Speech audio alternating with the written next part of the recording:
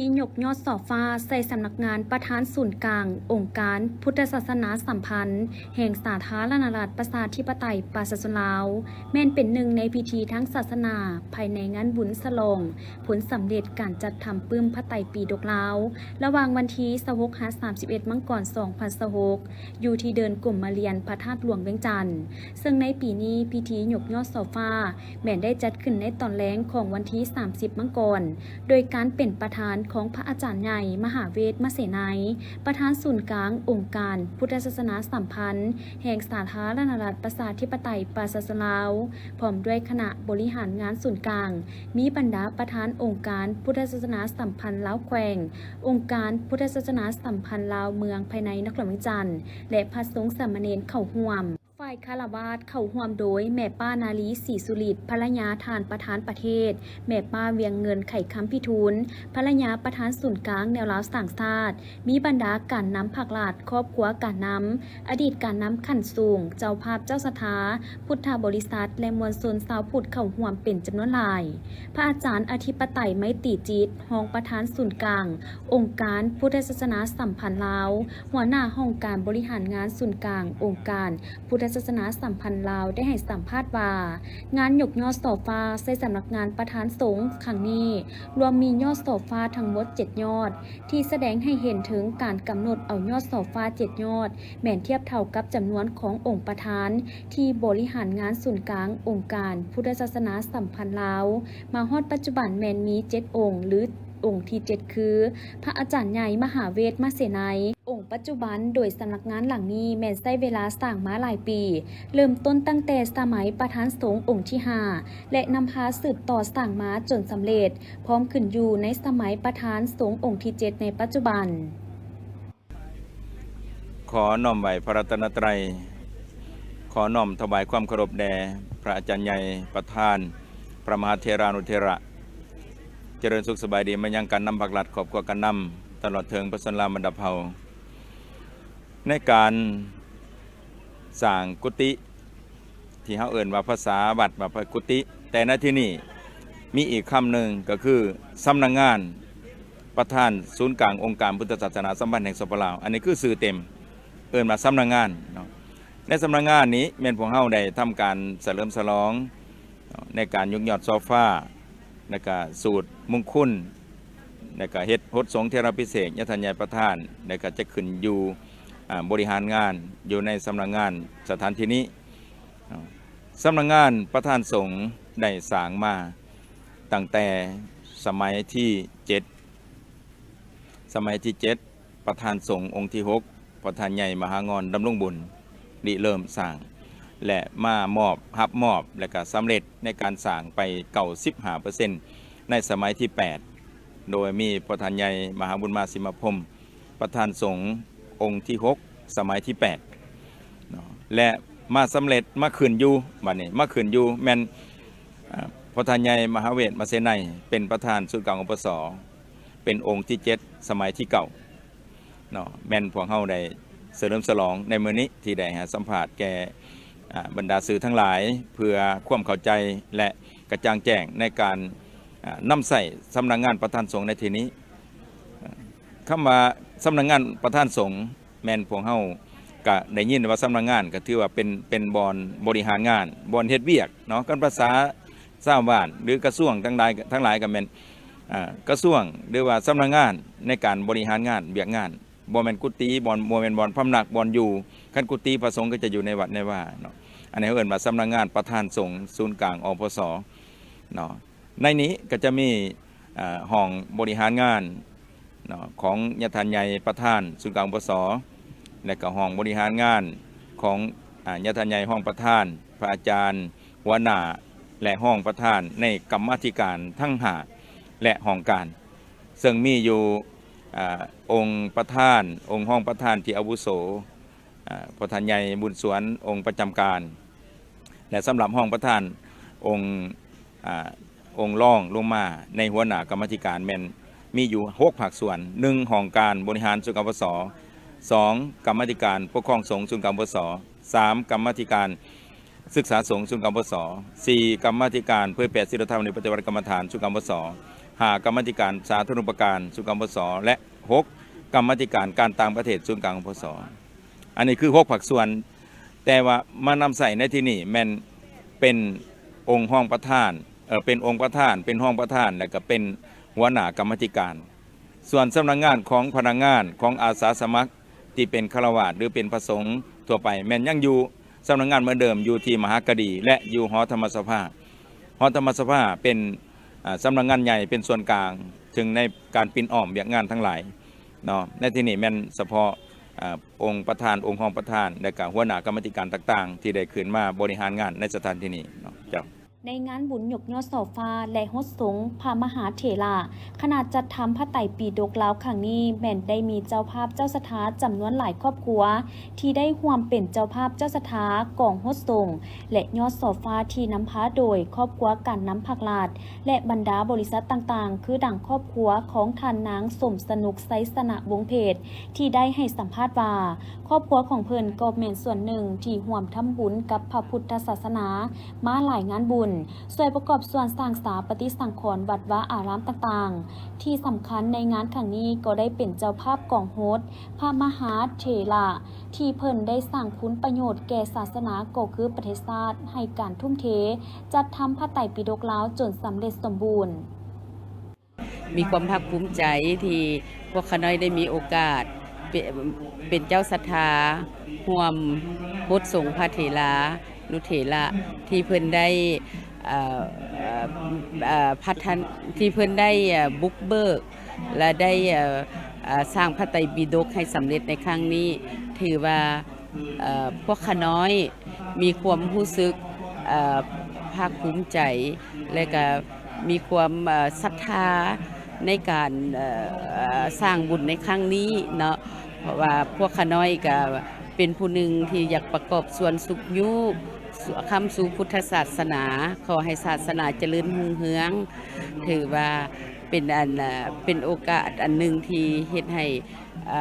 บริษัทพวกข้าน้อยมีส่วนร่วมพัฒนาพุทธศาสนาให้เจริญรุ่งเรืองคำสู่ประเทศชาติให้มีความอยู่เย็นเป็นสุขผาสุขทางบริษัทของพวกเขาก็ได้มีการประกอบส่วนสร้างพระสังฆราชอยู่ในหอธรรมสภาและได้บำรุงพุทธศาสนามาโดยตลอดกับแมนมีส่วนร่วมทุกกิจกรรมของพุทธศาสนาพวกเขาก็ได้มีส่วนร่วมบริษัทพวกเขาก็ได้มีส่วนร่วมประกอบส่วนนับจากนี้สำนักงานองค์การพุทธศาสนาสัมพันธ์แห่งสาธารณรัฐประชาธิปไตยปาซาซุลาวแม้จะได้ย้ายมาประจำอยู่ตึกหลังนี้เพื่อดำเนินจัดตั้งปฏิบัติเวียกงานต่างๆนับตั้งแต่องค์ประธานรองประธานรวมไปถึงบรรดาห้องการทั้ง5กรรมาธิการคือกรรมาธิการปกครองสงฆ์กรรมาธิการศึกษาสงฆ์กรรมาธิการเผยแผ่ศีลธรรมและปฏิบัติกรรมฐานกรรมาธิการการต่างประเทศและกรรมาธิการสาธารณูปการในท้ายอาทิตย์ผ่านมาได้มีออกตุนญาติโยมจำนวนหลงหลายพากันหลั่งไหลเข้ามาห่วมกันแห่พร้อมยกยอดโซฟาหายอดขึ้นสู่หลังคาหอพระไหวพระหับศีลและห่วมกันเฮ็ดบุญเฉลิมฉลองหอพระพุทธรูปที่พร้อมสร้างสำเร็จห้อยส่วนห้อยที่วัดบ้านส่งเปื่อยเมืองนาไซทองนครหลวงเวียงจันทร์พร้อมทั้งห่วมกันสมโภชพระพุทธรูปจำนวน15องค์เพื่อเป็นที่กราบไหว้สักการะบูชาของชาวบ้านทั้งภายในและต่างประเทศโดยพระอาจารย์อาลุนตาซาดเทพธิราชรักษาการเจ้าอธิการวัดบ้านส่งเปื่อยได้ให้สัมภาษณ์ว่าขอเจริญพรสุขสบายดีบรรดาท่านสาธุชนอกตนญาติโยมทั้งหลายมื้อนี้ทางวัดบ้านส่งเปื่อยเมืองนาไซทองนครหลวงเวียงจันทร์ของพวกเราก็ถือว่าเป็นบรรยากาศที่มีความหมายและความสำคัญท่ามกลางการเฮ็ดบุญยกยอดโซฟาและก็เฉลิมฉลองหอพระพุทธรูปที่พร้อมสร้างสำเร็จและนอกจากนี้ในค่ำคืนอีกบ่เท่าใดนาทีนี้จะมีการสมโภชพระพุทธรูปจำนวน15องค์ของเจ้าภาพเจ้าศรัทธาที่ได้เป็นศรัทธาสร้างองค์พระพุทธรูปก็มาประดิษฐานอยู่ในหอพระแห่งนี้เพื่อให้เป็นที่กราบไหว้สักการะบูชาของออกตนญาติโยมชาวพุทธทั้งหลายทั้งภายในและต่างประเทศที่ได้เดินทางขึ้นเหนือล่องใต้ไปใกล้ไปไกลผ่านวัดบ้านส่งเปื่อยแห่งนี้ซึ่งว่าหอพระหลังนี้ก็เป็นหอพระทางปูชนียสถานอันสำคัญเป็นศาสนวัตถุอันยั่งยืน ทิ้งแสดงถึงความเจริญรุ่งเรืองของพุทธศาสนา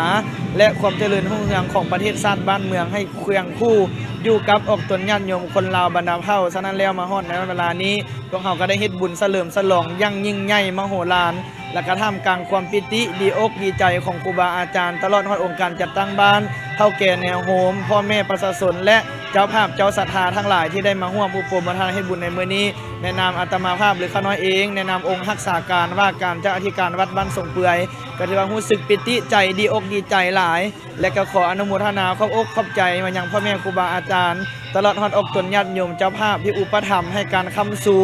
บริจาคสร้างนำกระทำบุญอุปถัมภ์วัดบ้านสงเปื่อยตลอดมาด้วยดีก็ขออนุโมทนาอ้างอิงเอาคุณพระศรีรัตนตรัยคือคุณพระพุทธคุณพระธรรมและคุณพระสงฆ์จงมาเป็นเดชะตบะคุ้มครองให้บรรดาท่านทั้งหลายจงประสบพบพอไปได้ความสุขความเจริญดังพร4ประการคืออายุวรรณะสุขภละทุกท่านทุกคนตลอดไปเทินขออนุโมทนาสาธุ พร้อมนี้ทันนางแสงตะเวนบุพพรหมวิหารเจ้าของวิทยาลัย BCT เพื่อการศึกษาด้านไอทีต่างหน้าให้กับเจ้าภาพเจ้าศรัทธาก็ได้ให้สัมภาษณ์ว่าตนและครอบครัวมีความรู้สึกดีใจที่ได้ร่วมเฮ็ดบุญเฮ็ดทานในครั้งนี้โดยได้นำเอาวัตถุปัจจัยที่ออกมาจากความบริสุทธิ์ใจซึ่งผ่านมาทางครอบครัวก็ได้ร่วมทำบุญมาแล้วหลายวัดรวมถึงวัดบ้านสุงเปื่อยเมืองนาไซทองนครหลวงจันทร์ในครั้งนี้ก่อนอื่นก็ขอสบายดีเนาะทุกท่านทุกคนเด้อเฮาละในนามครอบครัวเนาะท่านอุตตมะนางแสงตะวันบุตรพรหมวิหารพร้อมครอบครัวแล้วก็มีที่เป็นเจ้าศรัทธาในการเฮ็ดบุญในครั้งนี้และแม่นยอดโซฟาหัน3ยอดยอดเอกยอดทำอิฐนั่นแหละแม่นครอบครัวท่านอุตตมะนี้ก็คือครอบครัวนี้พร้อมครอบครัวแล้วยอดที่2หั่นละแม่นน้องสาวกับของน้องเขยเท่าตู่นางสุขสาครดวงพระจันทร์เนาะอยู่สหรัฐอเมริกาและยอดที่3หั่นละแม่นของเฮาแฟรานซิสโกน้องเขยและน้องสาวนางรัศมีพรพร้อมครอบครัวก็เป็นเจ้าศรัทธาทานพระพุทธรูปศรัทธาพระพุทธรูปพระเจ้าใหญ่นี้แล้วก็ผ้าประจำวันเกิดวันอันจันทร์แล้วก็วันอังคารแล้วก็วันอาทิตย์แล้วก็ผ้ากระจายได้เป็นเจ้าศรัทธาในบุญในครั้งนี้นี่นะที่ได้ยกยอดโซฟาแล้วก็สมโพธิพระพุทธรูปสอดแจ้งผู้แหละมื้อนี้นะมีความรู้สึกดีใจหลายเนาะที่ได้เฮ็ดบุญเฮ็ดทานในครั้งนี้ก็เพราะว่าออกอยากใจจริงบริสุทธิ์ของครอบครัวเนาะทั้ง3ครอบครัวของขั้นนี้เนาะของผู้กำลังเว้าอยู่นี่แหละแล้วก็ครอบครัวน้องนุ่ง3ครอบครัวเอ้ยน้องนี่แล้วก็แม่นกะจิว่าแล้วก็ได้สร้างบุญสร้างทานมีหลายอย่างเนาะคือเคยได้สร้างพระพุทธเจ้าใหญ่เป็นพระทองใหญ่อยู่สิมบ้านโนนสว่างเมืองเวียงคำแข้งเวียงจันทร์ก็พร้อมกัน3ครอบครัวน้องแล้วก็ได้สร้างหลายๆอย่างนั่นแหละเนาะได้เฮ็ดบุญแล้วก็อยู่วัดดอนแก้วก็สร้างพระพุทธเจ้าใหญ่เคยได้สร้างมาหลายๆอย่างเฮ็ดบุญเฮ็ดทานนี่ก็ทางพุทธศาสนานี่ก็ได้เฮ็ดถือว่าหลายทางได้คันสิว่าแล้วก็คือกองก็คือกันกองอัฐะนี่ก็หลายกองบวชกองโฮสแล้วกองมหากันทินแล้วก็พระไตรปิฎกก็ไปทอดอยู่หลวงพระบางอยู่บ่อนวัดภูซี่อยู่เทิงผู้ละเนาะหรือว่าได้สร้างทางพุทธศาสนานี่หลายแล้วก็ช่วยเหลือทางสังคมก็หลายเนาะช่วยเหลือทางสังคมนี่ก็หลายอย่างในทั่วประเทศพุ่นละใน ในวันที่2 กุมภาพันธ์ 2026กงกับมื้อขึ้น15 ค่ำเดือน3ลาวซึ่งเป็นมื้อสุดท้ายของงานบุญนมัสการพระธาตุโพนซึ่งชาวบ้านก็ได้หั่งหากักเกียมวัตถุปัจจัยไสยทานให้ได้ข้าวจี 4,000 ก้อนพิธีตักบาตรในงานบุญนมัสการพระธาตุโพนแม้นได้จัดขึ้นในทุกๆปี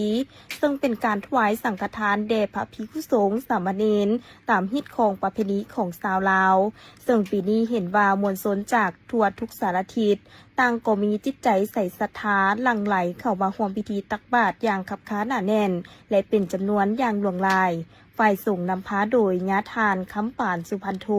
ประธานองค์การพุทธศาสนาสัมพันธ์ลาวแขวงสวรรณเขตมีญาทานท้องดำจันทวงศ์ประธานองค์การพุทธศาสนาสัมพันธ์ลาวเมืองไซปุทองภายนอกมีทานบุญโจมอุบลประเสริฐเลขาคณะบริหารงานพรรคแขวงสวรรณเขตทานนางดาววอนไซสุเลียนประธานคณะกรรมการปกครองแขวงมีบรรดาอดีตการน้ำของแขวงแผนกการอ้อมข้างแขวงเมืองตลอดโฮสาวสาสนิกสนก็คือสาวแขวงสวรรณเขตเว้ารวมเว้าเฉพาะก็คือสาวเมืองไซปุทองได้ร่วมกันตักบาตรสังฆทานให้แด่พระสงฆ์92 องค์สามเณร80 องค์แม่ขาว8 ตนพร้อมทางรับฟังธรรมเทศนา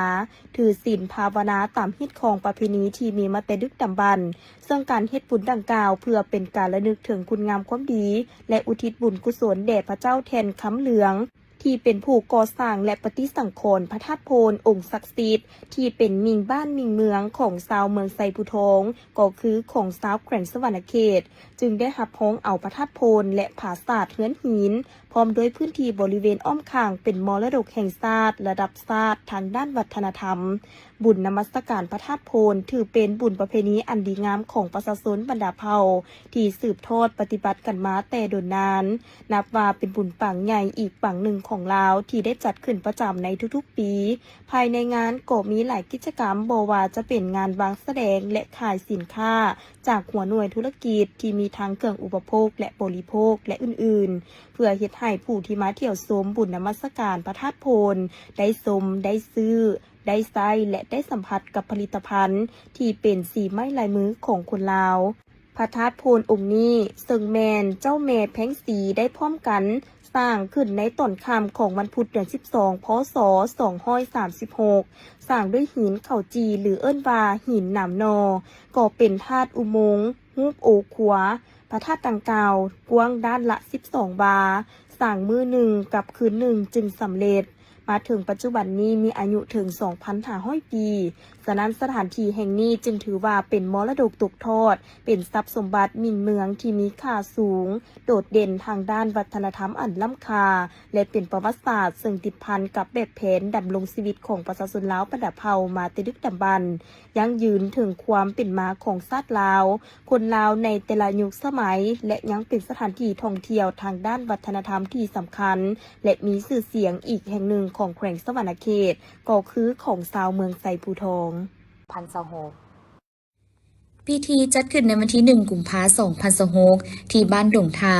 โดยการเข้าร่วมของญาทานคำก้อนโพธิราชประธานองค์การพุทธศาสนาสัมพันธ์ลาวเมืองอุทุมพรพร้อมด้วยพระสงฆ์สามเณรทานแถวคำพรหมวงศ์เลขาคณะบริหารงานพรรคเมืองมีบรรดาคณะพรรคคณะปกครองเมืองคณะห้องการผู้ซี่นำกลุ่มบ้านตลอดฮอดมวลชนและภาคส่วนที่เกี่ยวข้องเข้าร่วมท่านสุดใจมณีบุตรเลขาคณะพรรคฮักทานกลุ่มบ้านดงทาก็ได้กล่าวรายงานเกี่ยวกับการกะเกียมในการจัดงานบุญบ่าพระธาตุพนมปฐมรัตนเจดีย์ติดพันกับงานบุญกองข้าวใหญ่แม้นได้จัดขึ้นทุกปีในเดือน3 ขึ้น 15 ค่ำเพื่อเป็นการอนุรักษ์ปกปักรักษาฮิตของประเพณีอันดีงามของชาติไว้ให้คนรุ่นลูกรุ่นหลานได้สืบทอดประเพณีอันดีงามนี้ไว้ตลอดไปหรือได้ศึกษาค้นคว้าเคียงคู่กันนี้ประชาชนบรรดาเผ่ายังมีศิลปะวัฒนธรรมที่กระเดื่องเลืองลือบ่ว่าจะเป็นวัฒนธรรมทางด้านวัตถุก็คือวัฒนธรรมทางด้านจิตใจสิ่งที่แสดงออกให้เห็นนั้นก็เป็นหัวคิดประดิษฐ์สร้างทางด้านศิลปะสถาปัตยกรรมประติมากรรมและจิตรกรรมที่สวยสดทั้งวิจิตรงามตามาตั้งแต่สมัยบรรพบุรุษ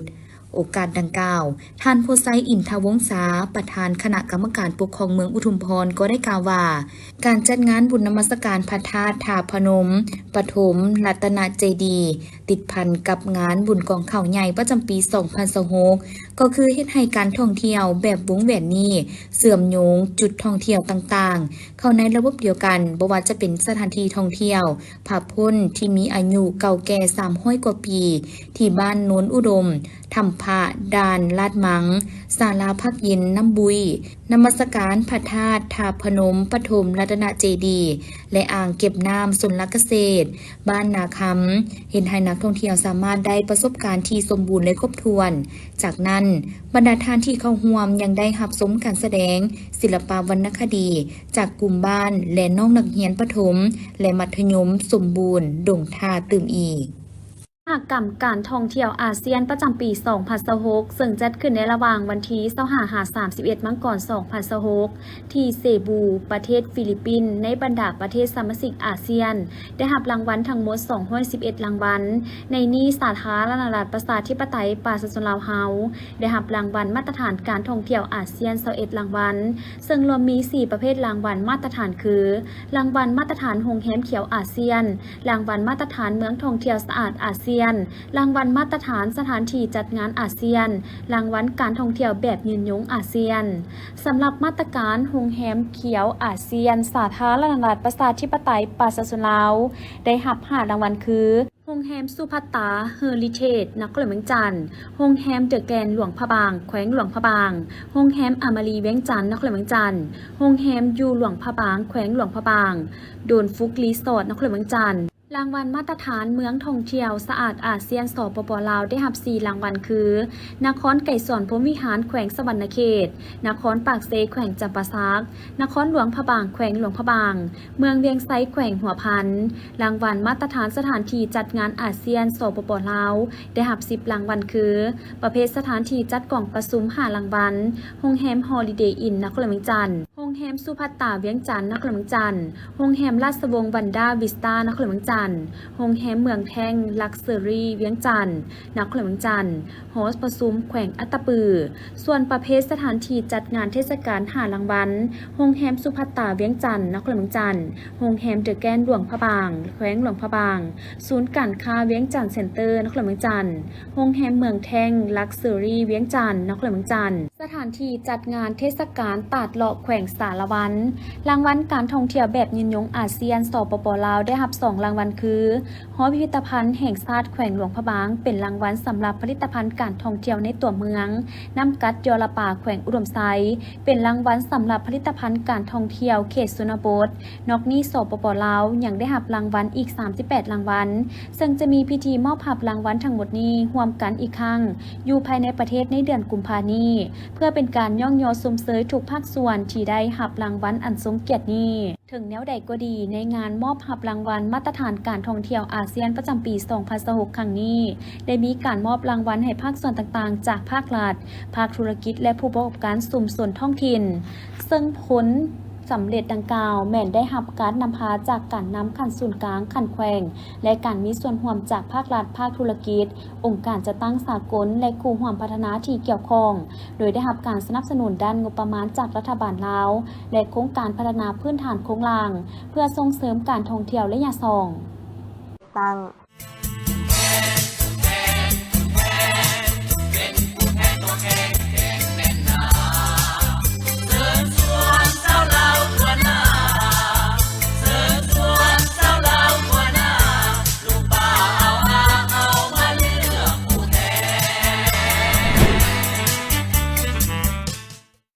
คณะกรรมการเลือกตั้งระดับชาติได้แถลงข่าวต่อสื่อมวลชนเกี่ยวกับรายชื่อผู้สมัครรับเลือกตั้งเป็นสมาชิกสภาแห่งชาติสุดที่ 10ซึ่งจะมีการปล่อยบัตรเลือกตั้งในวันอาทิตย์ที่22 กุมภาพันธ์ 2026 นี้สำหรับเขตเลือกตั้งที่1นครหลวงเวียงจันทร์มีผู้สมัครรับเลือกตั้งจำนวน25 ท่านเลือกเอา19 ท่านประกอบมีรายชื่อดังนี้ 1. ท่านปริญญาเอกไซสมพรพรหมวิหารกรรมการกลุ่มการเมืองศูนย์กลางพรรคประธานสภาแห่งชาติสมาชิกสภาแห่งชาติสุดที่ 9 2. ท่านปริญญาเอกอาจสพังทองศรีพันดรกรรมการศูนย์กลางพรรคเลขาพรรคนครหลวงเวียงจันทร์ 3. ทานธนงไซขุดไพฑูรย์กรรมการสำห้องศูนย์กลางพรรคกรรมการประจำพรรคนครหลวงเวียงจันทร์สมาชิกสภาแห่งชาติสุทธิเก้า 4. ทานไซนครอินทวงศ์เลขาคณะพรรคกระทรวงรองรัฐมนตรีกระทรวงเกษตรกรรมและสิ่งแวดล้อมสมาชิกสภาแห่งชาติสุทธิเก้า 5. ทานนางวิไสสริทธิราช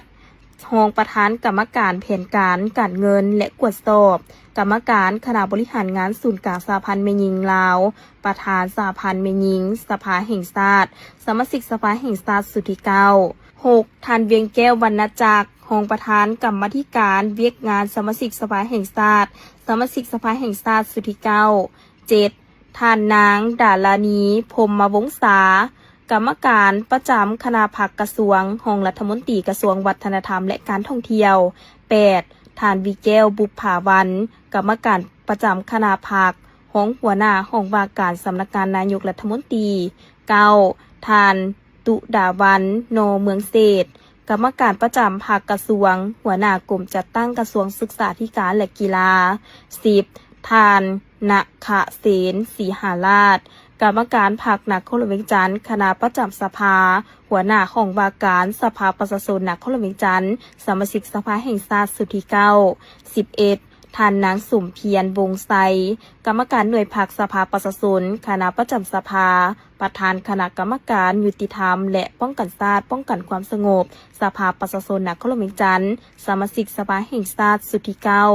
12. ทานปริญญาเอกสารพิษศูนย์บรวงศ์กรรมการพรรคนครหลวงเวียงจันทร์หัวหน้าแผนกแรงงานและสวัสดิการสังคมสมาชิกสภาแห่งชาติสุทธิเก้า 13. ทานธนงสิทธิ์เมืองจันทร์กรรมการพรรคนครหลวงเวียงจันทร์หัวหน้าแผนกเทคโนโลยีและการสื่อสารสมาชิกสภาแห่งชาติสุทธิเก้า 14. ทานสอนไซศรีสมพันธ์กรรมการพรรคนครหลวงเวียงจันทร์หัวหน้าแผนกวัฒนธรรมและการท่องเที่ยว 15. ทานสีเวียงทองโสภาพมีไซกรรมการพรรคนครหลวงเวียงจันทร์หัวหน้าแผนกยุติธรรมนครหลวงเวียงจันทร์ 16. ทานไพฑูรย์เทียงละไมกรรมการคณะพรรคกระทรวงหัวหน้ากลุ่มคุ้มครองวิสาหกิจการเงินกระทรวงการเงิน 17. ทานนางกันทินาป้านอินหวนกรรมการหน่วยพรรคคักฐานหัวหน้ากลุ่มกรรมาธิการยุติธรรมสภาแห่งชาติรองประธานสภาแม่หญิงสภาแห่งชาติ 18. ทานสมบัติจันทมาศกรรมการหน่วยพรรคสภาประชาชนประธานคณะกรรมการเศรษฐกิจแผนการและการเงินสมาชิกสภาแห่งชาติสุทธิเก้า 19. ทานนางคำแหวนสิงห์บัณฑิตรองประธานคณะกรรมการวัฒนธรรมสังคมและบรรดาเผ่าสมาชิกสภาแห่งชาติสุทธิเก้า 20. ทานสมสวัสดิ์กลุ่มไซสนารองเลขาคณะพรรคคักฐานรองประธานศาลประชาชนนครหลวงเวียงจันทร์ 21. ทานพันโทนาถเทพวงศ์กรรมการคณะพรรคกองบัญชาการรองหัวหน้ากองบัญชาการหัวหน้าห้องพลาธิการทหาร22. ทานนางบัวละพันธ์ธีรศักดิ์รองประธานกวดกาพรรครองประธานองค์การกวดกาลาดนครหลวงเวียงจันทร์23. นางจำปาทองทะลุงแสงจันทร์กรรมการคณะบริหารงานศูนย์กลางสหพันธ์แม่หญิงลาวรองประธานสมาคมนักธุรกิจหญิง24. ทานประสาทไซพิลาพันธ์เดชผู้อำนวยการบริษัทลาวโตโยต้าบริการ25. ทานบุญเทียงรัตนวงศ์ทานนางพินลาวันวงศ์บุภารองเลขาคณะบริหารงานพรรคเมืองจันทบุรีได้รายงานให้ฮู้ในกล่องประชุมเปิดกว้างครบคณะบริหารงานพรรคเมืองครั้งที่5สมัยที่8ว่าในระยะ1ปีผ่านมาคณะบริหารงานพรรคเมืองจันทบุรีได้สุ่มใส่ซี่นำพาเวียกงานกวดการยุติธรรมและก่อสร้างห้างฐานการเมืองอย่างแข็งแรงสำหรับเวียกงานกวดกาได้นำพาซี่น้ำสกัดกั้นและต้านการส่อลาดบังหลวงในนี้ได้รับคำห้องคำเสนอและหางเสียงทั้งหมด5เรื่องซึ่งได้รายงานขันถึงแล้ว1เรื่องความสั่งรวมเหตุบทรายงาน1เรื่องและสืบต่อเอาข้อมูล3เรื่องได้เอาใจใส่ติดตามกวดกาการ พันขยายมาติกล่องประชุมใหญ่ครั้งที่ 8 ขององค์คณะพรรคเมือง โดยถือเอาการดำเนินชีวิตการเมืองและประเมินการก่อสร้างหน่วยพรรคปลอดไซเข้มแข็งนักแน่นเป็นมือกวดกาการนำพาของคณะพรรคแต่ละคันในการจัดตั้งนำพาเคลื่อนไหวตามพระบทบาทสิทธิหน้าที่ของตนพร้อมนั้น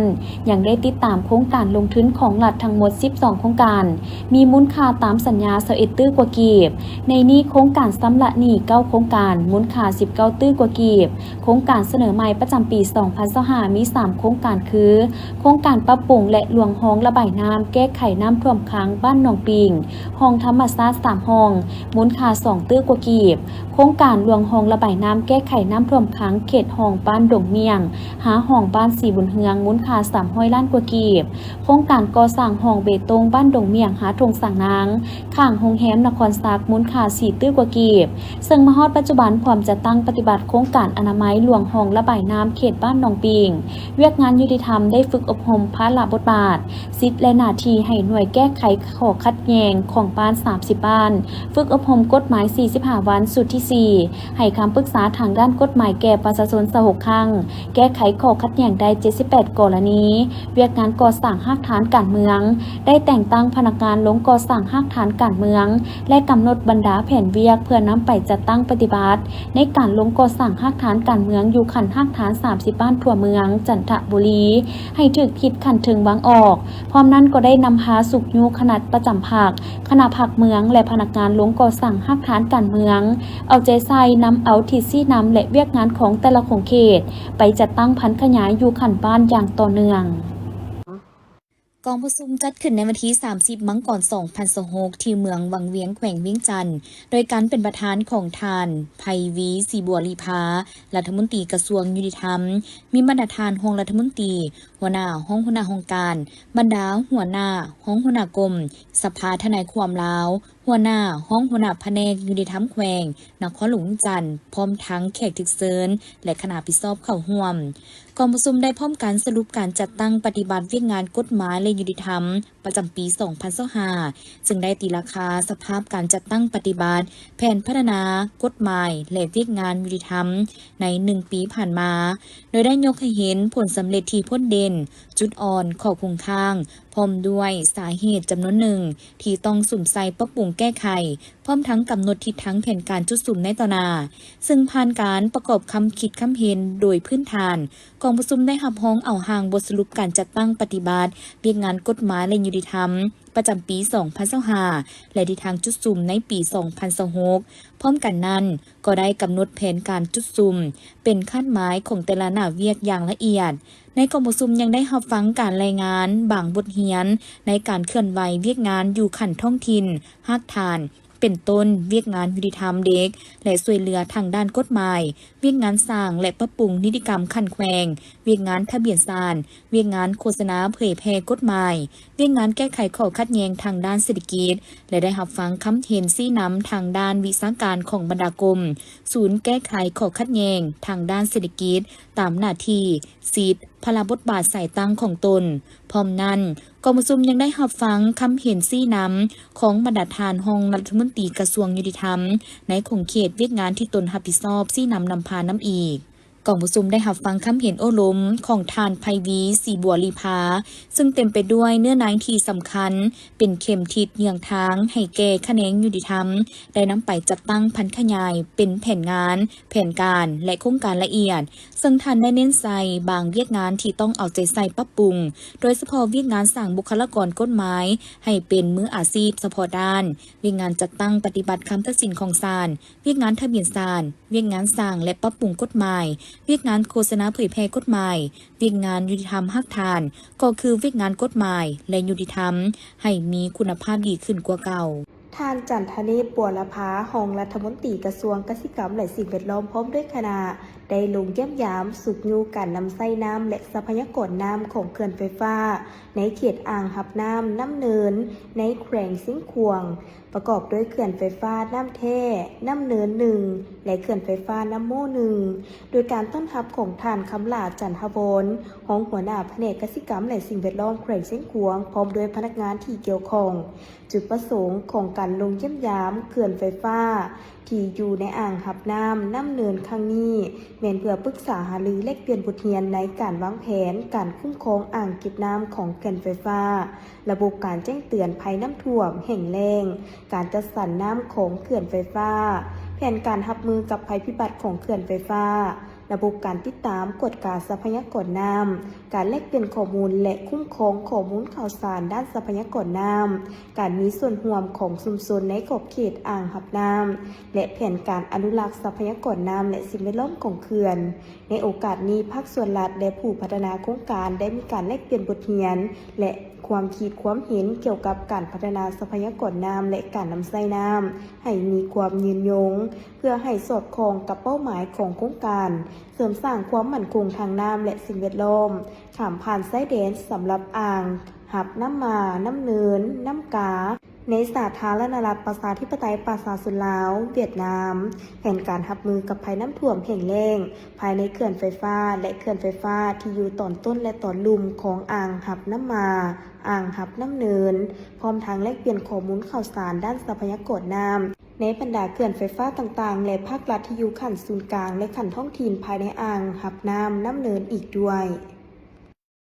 ท่านผู้ชมต่อจากเวียกงานทางแขวงเส้นขวงกันแล้วพร้อมเดียวกันนี้จะพาท่านผู้ชมมาติดตามสหพันธ์กรรมบาลแขวงอุดมไซได้โฮมซุมนุมร่วมกันสมถ่ายทอดสดพิธีเฉลิมฉลองวันสั่งตั้งสหพันธ์กรรมบาลลาวครบรอบ70 ปีจากนครหลวงเวียงจันทร์พิธีจัดขึ้นในวันที่ 2 กุมภาพันธ์ 2026เข้าร่วมโดยสหายคำดีบุงร่มประธานสภาประชาชนแขวงอุดมไซสหายนางทุมมาปัญญาสิทธิ์ประธานสหพันธ์กรรมบาลแขวงอุดมไซมีพนักงานอาวุโสบำนาญฮักฐานสหพันธ์กรรมบาลแผนกการอ้อมข้างแขวงเก่าห่วมในพิธีได้หวนคืนมูลเสื้อแห่งการกำเนิดของสหพันธ์กรรมบาลลาวโดยภายใต้การนำพาซี่น้ำของพรรคประชาชนปฏิวัติลาวศูนย์กลางพรรคได้มีมติตกลงสั่งตั้งองค์การกรรมบาลขึ้นอย่างเป็นทางการอยู่เขตที่มันแขวงหัวพันในวันที่ 1 กุมภาพันธ์ 1956จุดประสงค์เพื่อสืบต่อโฆษณาปลุกระดมคนขวายเตาโฮมกรรมกรสาวผู้ออกแข่งงานให้มีความตื่นตัวปฏิบัติมีน้ำใจหักชาติมีทัศนะสุนสั้นกรรมกรเสริมขยายประชาธิปไตยมีระเบียบแบบแผนและเป็นตัวแทนให้แก่การปกป้องสิทธิผลประโยชน์อันชอบธรรมให้แก่กรรมกรสาวผู้ออกแข่งงานกลายเป็นกำลังเฮงเข้าห่วมอย่างตั้งหน้าและเป็นเจ้าการในการต่อสู่กู้ชาติปกปักรักษาสร้างสรรค์และพัฒนาประเทศชาติตามเส้นทางก้าวขึ้นสังคมนิยมซึ่งตลอดระยะ70 ปีผ่านมาสหพันธ์กรรมบาลลาวได้เอาใจใส่เคลื่อนไหวตามพระราชบทบาทสิทธิและหน้าที่ที่พรรคได้มอบหมายให้ได้ตั้งหน้าเคลื่อนไหวปฏิบัติภารกิจปฏิบัติจัดตั้งนำพาสมาชิกกรรมบาลกรรมกรและผู้ออกแข่งงานให้มีความเข้าใจและเสื่อมซึมแนวทางนโยบายของพรรคกฎหมายของรัฐระเบียบในการออกแข่งงานปฏิบัติสิทธิและพันธะของตนเสริมสร้างสติเคารพระเบียบวินัยเข้มงวดเสริมขยายบุญเสื้อสามัคคีปองดองน้ำใจหับผิดชอบการประดิษฐ์สั่งใหม่พัฒนาสี่มือแห่งงานสูบยุ้ขบวนการแข่งขันของกรรมบาลติดพันกับขบวนการหักศาสตร์และพัฒนาอย่างเป็นขบวนฟุดฟื้นดังคำขวัญที่ว่ากรรมบาลลาวเข้มแข็งทันสมัยและหับฟังกันกล่าวศูนย์ฮ้อนโพดวันสั่งตั้งสหพันธ์กรรมบาลลาวครบรอบ70 ปีจากทานกิแก้วไข่คำพิทูลกรรมการกรมการเมืองศูนย์กลางพรรคประธานศูนย์กลางเนื้อล้อสั่งชาติภายหลังสำเร็จการหับสมการถ่ายทอดสดพิธีเฉลิมฉลองวันสั่งตั้งสหพันธ์กรรมบาลครบรอบ70 ปีจากนครหลวงเวียงจันทร์กองประชุมสรุปการจัดตั้งปฏิบัติเวียกงานประจำปี 2025 และทิศทางแผนการประจำปี 2026 ของแผนกอุตสาหกรรมและการค้าแขวงอัตตปือได้จัดขึ้นในวันที่ 30 มกราคมผ่านมานี้ที่ห้องประชุมแผนกดังกล่าวโดยการเป็นประธานของท่านธนูไซปัญสาลิตรองประธานคณะกรรมการปกครองแขวงอัตตปือมีหัวหน้าแผนกคณะแผนกและภาคส่วนที่เกี่ยวข้องเข้าร่วม ในโอกาสดังกล่าวทานสุดใจกลุ่มมะเมือง หัวหน้าแผนกอุตสาหกรรมและการค้าแขวงอัตตปือได้ผ่านบทสรุปการจัดตั้งปฏิบัติเวียกงานประจำปี 2025 และทิศทางแผนการ 2026 ในต่อหน้า ซึ่งทานยกให้เห็นว่าตลอดระยะงาน1 ปีผ่านมาแผนกก็ได้จัดตั้งปฏิบัติมีผลสำเร็จหลายด้าน เป็นต้นขึ้นทะเบียนและดัดแก้ทะเบียนวิสาหกิจได้ทั้งหมด